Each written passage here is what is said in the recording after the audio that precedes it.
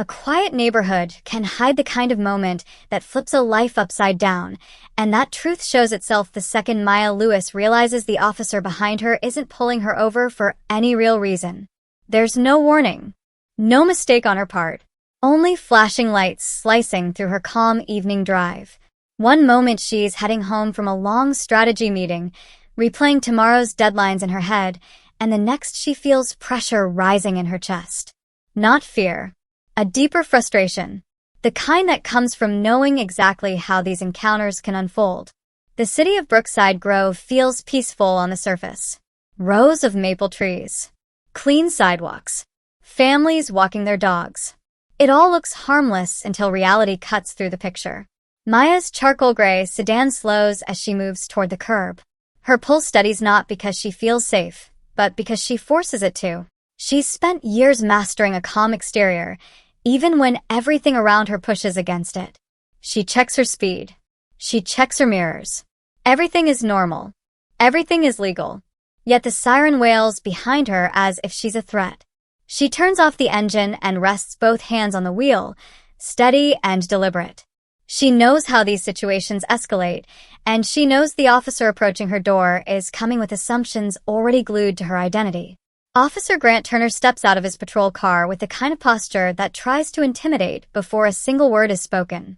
He's tall with a squared jaw and a heavy stride, moving like he's already decided she's a problem. His boots hit the pavement in short, rigid impacts that echo more authority than necessary. Maya watches him approach with a calm expression, though her chest tightens from the weight of anticipation.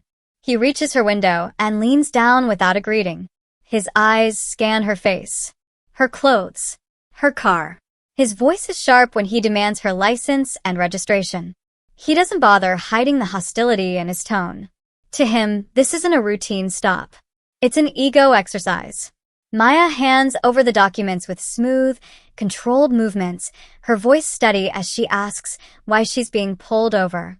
Grant doesn't answer her question. Instead, he tilts his head with irritation building behind his eyes. He orders her to step out of the car. No explanation. No claim of danger. No stated violation. Maya pauses, not resisting but refusing to respond blindly. She has spent years studying the law, enforcing it, and defending people who never got the chance to speak. She knows he has no grounds to remove her from the car, and her silence exposes his lack of justification. Her hesitation ignites something in him. His voice rises. His posture stiffens.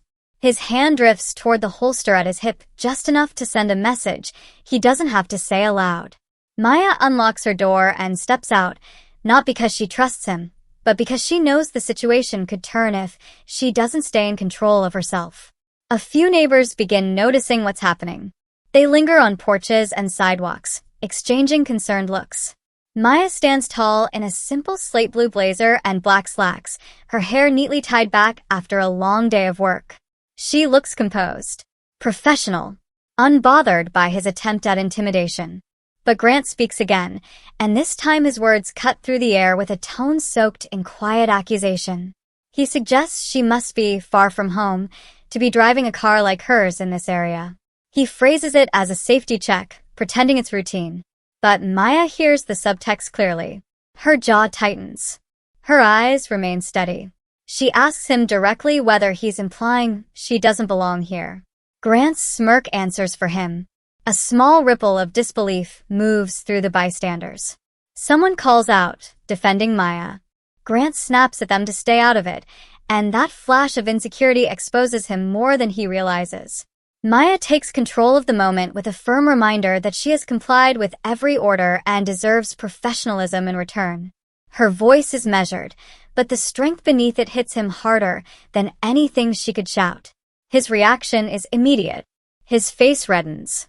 He steps closer, lowering his voice as if proximity alone can reclaim the power slipping from him. He warns her not to tell him how to do his job. But Maya doesn't shift an inch. The tension spreads through the air like a weight pressing down on both of them, and everyone watching feels the situation teeter towards something decisive. Grant tries to push back with authority, but Maya counters with unwavering clarity about her rights. She names the boundaries he crossed. She names the lack of probable cause. And with each steady sentence, she pushes him deeper into the corner he created for himself. He stiffens at her confidence. He tries again to assert control, but his frustration boils over. He nearly finishes a sentence that would expose exactly what bias is driving him, stopping just before the words slip out. Maya doesn't let the moment pass. She asks him to finish the thought. The question lands with force. The crowd quiets. Grant's jaw tightens. His silence speaks louder than anything he could say. She points subtly to the camera mounted in her car. His eyes flick toward it. That moment changes everything.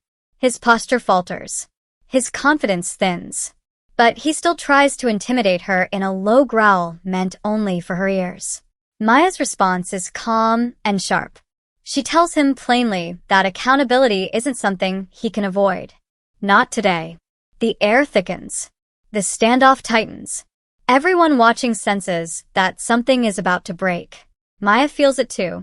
She knows exactly when to apply pressure. She waits for the moment when his authority rests on shaky ground. Then she asks him if he understands who he's speaking to. Grant tries to brush it off, but the unease shows in his shoulders. Maya takes a step forward, her voice steady enough to cut straight through his composure. And with that one moment hanging between them, she prepares to reveal the truth that will shift the entire encounter. Grant scoffs as if her question is nothing more than another attempt to challenge him, but the strain in his voice betrays him. He tells her it does not matter who she is, that he is in charge of the interaction. His words try to sound firm, yet there is a tremor behind them. The crowd watches in complete stillness, waiting for Maya's next move. She studies him for a quiet moment, letting the weight of the silence work in her favor. Then she answers him with a calm conviction that pulls the ground out from under him. She tells him her name again, this time with the position that carries undeniable authority. Maya Lewis, Director of Internal Oversight for the entire State Policing Bureau. The role responsible for reviewing officer conduct. The role trained to identify abuse of power. The role with the authority to initiate investigations that cannot be swept aside. The shift happens instantly. A hush falls over the onlookers. Grant's face drops for the briefest second before he masks it with a forced scowl. He calls her a liar, but the words lack traction. They fall flat in the air between them. Maya simply tells him to call his station and confirm it. She stands steady as a pillar while he steps back with rattled movements. For the first time since the encounter began, he cannot decide what to do with his hands or where to look. Pride urges him to maintain control. Reality pulls him in another direction. He mutters something under his breath and returns to his patrol car. The sound of his radio crackles faintly. He keeps his back to the crowd, hoping his body language will mask the panic rising in his chest. Maya watches him without an ounce of fear. She has faced countless officers in high-level hearings. She knows how they unravel when the truth corners them. The officers on the other end of Grant's radio respond with clipped, urgent confirmations. She sees the moment he receives them. His shoulders sink. His posture collapses. His ego fractures. Grant steps out again with stiff movements, the earlier swagger replaced by unease. He approaches her slowly, as if unsure how to stand near her now. His voice, once sharp, now sounds forced and thin. He addresses her with a hesitant formality, apologizing for any misunderstanding. The words are empty. Maya hears the cracks in the foundation of everything he believed he could get away with. She does not raise her voice. She does not need to. She tells him plainly that what happened was not a misunderstanding. It was a misuse of authority driven by personal bias. She asks him whether he understands how easily this stop could have escalated for someone without her knowledge of the law, without her position, without a camera. He cannot answer. His eyes shift downward. The crowd remains silent, taking in every second as if witnessing a fragile truth revealing itself. Maya does not waste the moment. She continues, describing how many people face situations like this without protection or witnesses. How many interactions are shaped by unchecked assumptions rather than legitimate cause. Grant tries to speak, but his words fail. He whispers that he was wrong, but even that admission feels small against the weight of what has unfolded. She reminds him that acknowledging wrongdoing is only the first step, that he must confront the reasoning behind it, that he represents a system larger than himself, a system that cannot afford officers who operate on impulse instead of principle. His shoulders slump further. His confidence dissolves. For the first time, he looks like someone realizing the size of his own shadow. The bystanders, who moments ago watched in fear or disbelief, now observe a man forced to confront the truth of his actions. Maya's voice softens, not out of forgiveness, but out of clarity. She tells him this encounter will not be forgotten. Not by her. Not by his department. Not by anyone who witnessed it. The sun dips lower behind the houses, stretching long shadows across the pavement. The tension in the air shifts from confrontation to consequence. Grant nods with a shaky breath, promising to do better. It is a promise he offers because he has nothing else left to give in that moment. Maya steps back toward her car. Her hand rests on the door, but she turns once more to make sure he understands the gravity of her final words. She tells him she expects accountability. She tells him she will follow up. And she tells him that the trust between officers and citizens begins with the courage to confront the truth, even when it exposes something uncomfortable. Grant stands frozen as she gets into her car. She starts the engine with calm certainty. As she drives away, he remains on the roadside with a mind full of questions he has never allowed himself to consider. His badge feels heavier now. His choices feel sharper. His future feels uncertain. But the story does not end at the roadside. It moves with both of them into the places where reflection forces change and accountability demands action. Maya drives through Brookside Grove with a steady breath, feeling the tension loosen from her shoulders, but not disappear. The houses she passes look the same as they always do, yet something in her feels shifted. Encounters like this never leave instantly. They settle somewhere deep, reminding her why she does the work she does. The sky turns a muted orange as she approaches her neighborhood, but her mind is still fixed on the moment Grant realized who she was. The way his confidence cracked. The way his tone changed. The way truth forced him to face himself. She parks in her driveway and sits for a moment before stepping out. The air is cool, carrying the scent of rain that might arrive later in the night. She closes her door gently and pauses, letting the quiet settle around her. These moments always leave behind an aftertaste of exhaustion, even when she handles them with perfect control. She knows countless people experience far worse with far fewer protections. That knowledge fuels her instead of draining her. Inside the house, she drops her keys into a small bowl by the door and takes off her blazer. She thinks of the crowd that gathered, the neighbors who stepped up in small but meaningful ways, and the officer who faced the truth he had been avoiding. The day had been long already before the traffic stop, but now it feels heavier. Still, she refuses to let the weight of it overshadow what came next. Across town, Grant sits alone in the precinct break room, staring at the table as if the grain of the wood might offer him guidance. His hands are still trembling slightly from the encounter. The fluorescent lights above him hum quietly. He hears the echo of Maya's voice repeating through his mind. He had believed he understood his job. He had believed he knew how to read people. Yet he never once questioned the assumptions that shaped his behavior. He leans back in the chair, the rigid metal frame pressing into his back, and plays the encounter again in his mind. The way she stood her ground. The way she articulated her rights. The way she dismantled his authority without ever raising her voice. It unsettles him more than anger ever could.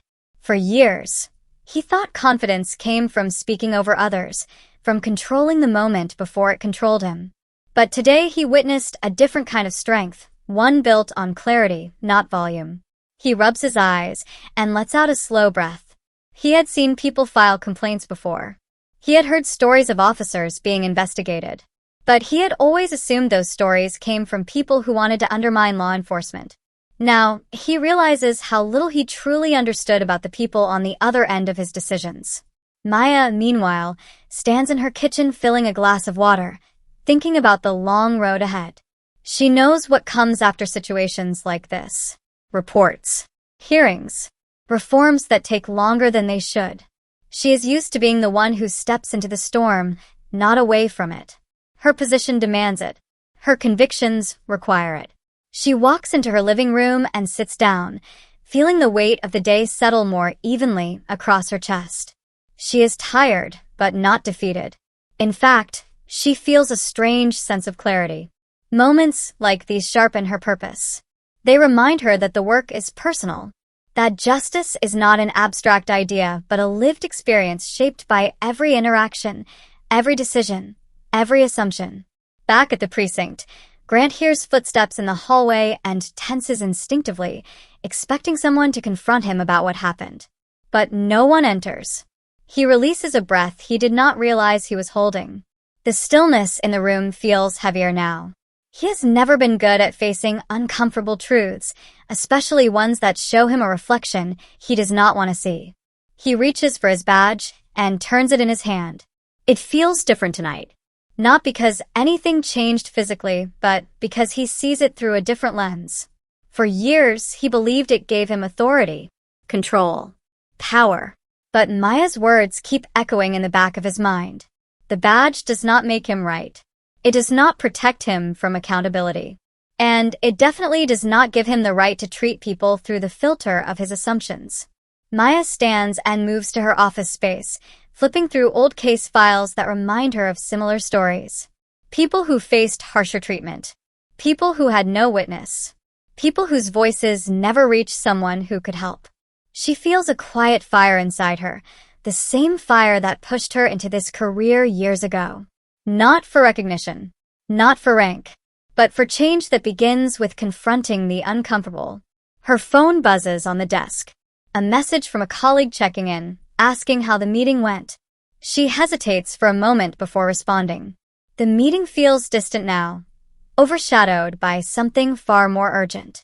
She replies briefly, keeping her words simple. She will share the rest tomorrow. Across the city, Grant is still in the break room when another officer pokes his head in and tells him the captain is looking for him. Grant feels his stomach tighten. He stands slowly, straightening his uniform as if it might shield him from the consequences waiting down the hall. He heads toward the captain's office, each step heavier than the last. Maya, now seated at her desk, organizes her thoughts. She knows she will have to prepare a full account of what happened. She knows there will be questions. She knows Grant will face disciplinary review. But she also knows something deeper happened today, something that goes beyond paperwork. She confronted a problem that has been woven into the system for too long. And she forced someone who never questioned himself to finally see the truth. The night settles around both of them, but neither finds comfort in it yet. For one, the moment has become a reminder of why she stands firm. For the other, it has become the beginning of an internal journey he can no longer ignore. The story moves forward now, into the parts where consequences deepen, realizations take form, and change begins to take its first difficult steps. Grant walks toward the captain's office with the same dread that settles in a person who finally realizes the consequences of their choices are no longer avoidable. Each step echoes through the corridor, and even the familiar walls feel unfamiliar now. When he knocks, the captain tells him to come in with a tone that is neither angry nor calm. Neutral. That tone unsettles him more than shouting ever could. The captain sits behind his desk with a stack of papers nearby, his expression unreadable. He gestures for Grant to close the door. Grant does so carefully, as if noise alone might deepen the trouble he is already in. The captain asks him to sit, then folds his hands and looks directly into his eyes. He asks about the incident. Not the version Grant might explain emotionally, but the actual sequence of events. The facts. The exact choices he made. Grant tries to answer honestly, though every sentence tightens around his pride. He feels exposed, vulnerable, and the more he explains, the more he hears how hollow his justifications sound. The captain listens quietly, not interrupting, not offering comfort, simply letting the truth settle between them. When Grant finishes, the silence stretches long enough to force him into stillness. The captain finally tells him the call from headquarters confirmed everything. Maya's identity, Her position. Her authority to oversee cases that involve officers misusing their power. Grant's stomach knots. He expects immediate discipline, maybe even suspension. But instead, the captain says something that strikes deeper than he anticipated. He tells Grant that the issue isn't just about who Maya is. It's about who Grant became in that moment. The kind of officer he turned into, without realizing it. Grant feels shame press against his ribs. The captain isn't yelling. He isn't angry. He's disappointed. And somehow that hurts more. Meanwhile, Maya sits in her study at home, preparing her written account of the incident. Every detail matters. Not in a vindictive way, but because accuracy protects both the truth and the integrity of the investigation to come. She writes clearly, describing the escalation, the language used, the moments where danger crossed unspoken lines. She includes what the bystanders witnessed. She includes what she felt when Grant's hand hovered near his holster. She pauses, sets her pen down, and lets the quiet fill the room. Even though the confrontation is over, she feels the emotional residue lingering. These experiences become part of a person. They collect over time, shaping how they move through the world. But she never lets them harden her. They sharpen her instead. Her phone buzzes again, this time with a call from someone in her division. She answers, and the familiar voice asks if she is all right. She confirms she is, then shares a brief summary of what happened. The person on the other end grows quiet, offering concerned acknowledgement. They tell her they will begin internal procedures first thing tomorrow. Maya thanks them and ends the call, knowing the next steps are already moving into place. Across town, Grant steps out of the captain's office with a heaviness in his chest.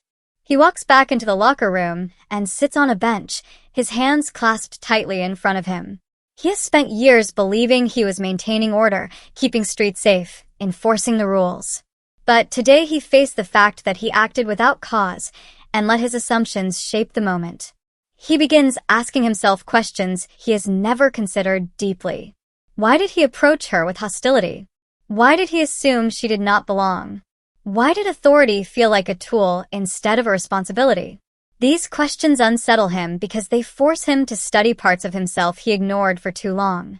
Maya prepares dinner quietly, letting her thoughts settle. She is not angry at the entire system.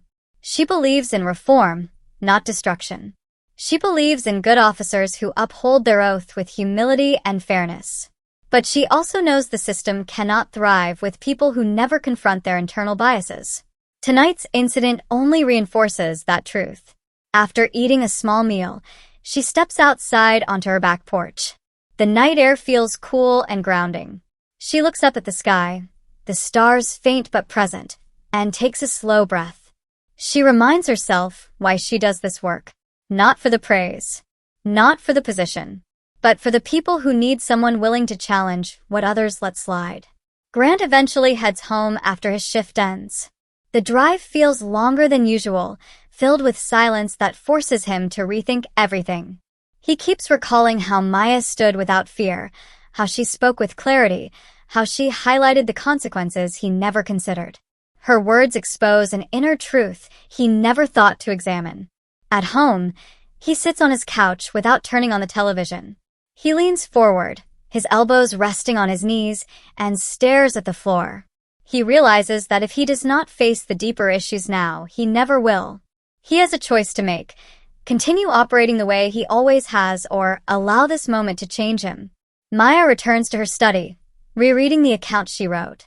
She makes a few adjustments, clarifies a few details, then saves the document. She knows tomorrow will bring meetings, discussions, and official steps. She also knows many officers will be watching how this situation unfolds, learning from it whether they admit it or not. The night stretches on as both of them sit in different parts of the city, wrestling with their thoughts. For Maya, the moment reaffirmed her purpose. For Grant, the moment exposed the cracks he kept hidden inside himself. The next day will bring consequences, but tonight carries the quiet beginnings of personal change, reflection, and a new understanding of what justice truly demands. The next morning arrives with a heaviness that neither Maya nor Grant can ignore. Maya wakes before sunrise, her mind already alert, guided by the same discipline that carried her through her career. She dresses in a dark gray suit, one that signals formality without aggression, and gathers the documents she prepared the night before. The report is thorough, clear, unshakable. She knows that today will not just determine consequences for one officer. It will send a message through every hallway of the department. Across town, Grant sits on the edge of his bed, staring at the uniform folded neatly on the chair beside him. For the first time in years, he hesitates to put it on. It doesn't feel like armor today. It feels like something he has to earn again. The memory of yesterday's stop plays on repeat in his mind, and he can no longer excuse any of it. He knows accountability is coming. The only question is how he will face it. He finally stands, takes his uniform in hand, and gets dressed with deliberate movements. The badge feels heavier on his chest. Not because the metal changed, but because the meaning did.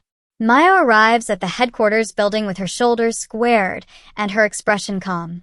Colleagues greet her quietly, each one aware of the gravity surrounding today's meeting. She walks into the conference room where senior officials are already seated. They nod respectfully as she places her report on the table and takes her seat. The air is steady, serious, and focused. When the meeting begins, Maya recounts the events with controlled precision. No anger, no embellishment, just the truth laid bare. The officials listen without interruption. They ask clarifying questions, and she answers each one with clarity. She explains the escalation, the behavior, the impact, and the broader implications for public trust. By the time she finishes, the weight of the moment settles fully into the room. Not long after, Grant is called in. He walks through the hallway with the quiet awareness that this is the moment where everything converges. He enters the room with a subdued posture, standing before the table with a sincerity he has not shown in years. The officials ask him to recount the incident from his perspective. He does not blame Maya. He does not hide behind excuses. For the first time, he speaks honestly about what he did, why he did it, and the assumptions he carried into the interaction. His voice cracks once when he admits that he acted out of judgment, not cause. Another time when he acknowledges how dangerous the encounter could have become. The room stays still as he speaks, each person absorbing the raw reality he exposes. Maya listens quietly, observing him without hostility. She wanted accountability, not humiliation. And now she sees something unexpected in his words. A willingness to confront his failures. A willingness that many officers never find. When he finishes, he meets her eyes with a sincerity that is unfamiliar but unmistakable. He apologizes. Not the shallow apology from the side of the road. A real one. One built from reflection instead of panic. He tells her that the moment forced him to face a truth he had never acknowledged. That his behavior was unacceptable. That he intends to learn from it. That he does not want to be the kind of officer who causes harm without even realizing it. The officials discuss disciplinary action, outlining the consequences he will face. Mandatory retraining. A temporary suspension. Formal review of his conduct record. Supervision upon return. He accepts every part without argument. Maya offers a final statement, not directed at punishment, but at transformation. She emphasizes that accountability is not meant to destroy careers, but to restore integrity, to give officers the chance to change before they do irreversible harm. Her words settle into the room with a quiet force. The meeting adjourns. Grant steps out into the hallway, feeling both the weight of consequence and the first breath of something unfamiliar, an opportunity to rebuild himself. He knows he will never return to the version of himself who stepped out of the patrol car yesterday. And that is exactly the point. Maya exits the building into the late morning sunlight. She walks slowly toward her car, feeling the kind of exhaustion that follows emotional battles, but also a sense of resolve. The system is imperfect, and she has always known that. But days like this remind her why she refuses to back down. Every confrontation, every investigation, every correction pushes the needle a little closer to justice. Later, in the quiet of her home, she sits with a warm cup of tea and lets the day settle around her. She thinks about the countless people who never got the chance to stand their ground. She thinks about the ones who suffered without witnesses or cameras. And she thinks about Grant, who now stands at the edge of a path he never imagined stepping onto, one marked by awareness instead of assumption. She knows change is slow. She knows progress is uneven. But she also knows that accountability is the spark that lights it. And today, she saw that spark take root. Grant, at home that evening, places his badge gently on the table. For the first time, he sees it not as a symbol of authority, but as a reminder of responsibility. He vows silently that when he earns the right to wear it again, he will approach every person with the respect he failed to show before. He will listen more, judge less, and carry the weight of his duty with humility instead of pride. 2 people, 2 lives, 1 moment that forced truth into the open. The climax of the story settles here, not in punishment, but in awakening. Not in anger, but in understanding. Not in the forceful clash of authority and power, but in the quiet realization that justice begins when someone refuses to look away. The encounter between Maya Lewis and Officer Grant Turner becomes more than a traffic stop. It becomes a shift, a spark, a reminder of what can change when someone stands firm and someone else finally decides to listen. And in that truth, the story finds its ending, not with finality, but with the promise that moments like this can shape something better.